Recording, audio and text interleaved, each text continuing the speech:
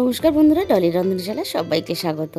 বন্ধুরা, শীতকাল মানেই কিন্তু নানা রকম শাকসবজি, আর এই শীতকালের খাওয়া দাওয়াটাও আমাদের সবাই দারুণভাবে জমে ওঠে। আজকে তোমাদের সাথে শেয়ার করব পালং শাকের রেসিপি। এখানে আমি 200 গ্রাম পরিমাণ পালং শাক নিয়ে নিয়েছি।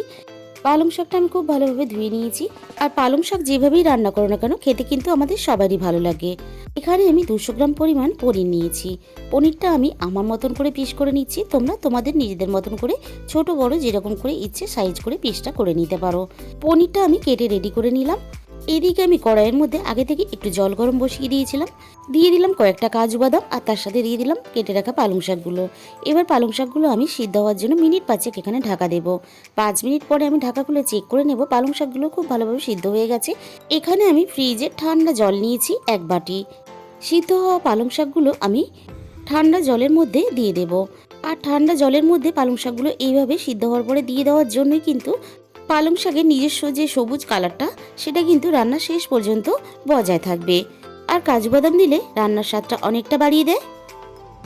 পালং শাকের সাথেই আমি এখানে 1 ইঞ্চি পরিমাণ আদাও দিয়ে দিলাম। পালং শাকটা আমি খুব ভালোভাবে পেস্ট বানিয়ে নিয়েছি। এবারে আমি কড়াইয়ের মধ্যে দিয়ে দিলাম প্রয়োজন মতো তেল, আর দিয়ে দিলাম স্বাদ মতো লবণ। এরপরে আমি এখানে দিয়ে দেব সামান্য পরিমাণ হলুদ গুঁড়ো।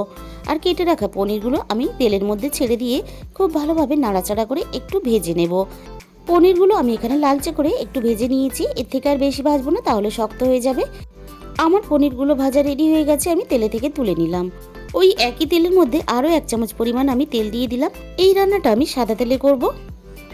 আর দিয়ে দিলাম গোটা গরম মশলা। গরম মশলাটা হালকা নাড়াচাড়া করে নেওয়ার পরে আমি এখানে পালং শাকের পেস্টটা দিয়ে দিলাম।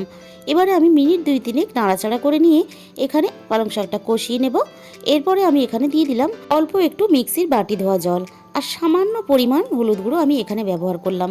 আমার কাছে কাঁচা লঙ্কা ছিল না, তাই আমি এখানে অল্প একটু ঝাল লঙ্কার গুঁড়ো ব্যবহার করলাম। আর দিয়ে দিলাম তার সাথে 1 চামচ পরিমাণ জিরে গুঁড়ো আর 1/2 চামচ পরিমাণ ধনে গুঁড়ো।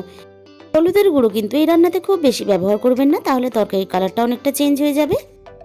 আর দিয়ে দিলাম স্বাদ মতো চিনি। যেহেতু নিরামিষ রান্না, তাই একটু চিনি দিলে খেতে ভালো লাগবে। সব কিছু খুব ভালোভাবে কষিয়ে নেওয়ার পরে আমি এখানে গ্রেভির জন্য দিয়ে দিলাম 1 কাপ পরিমাণ জল।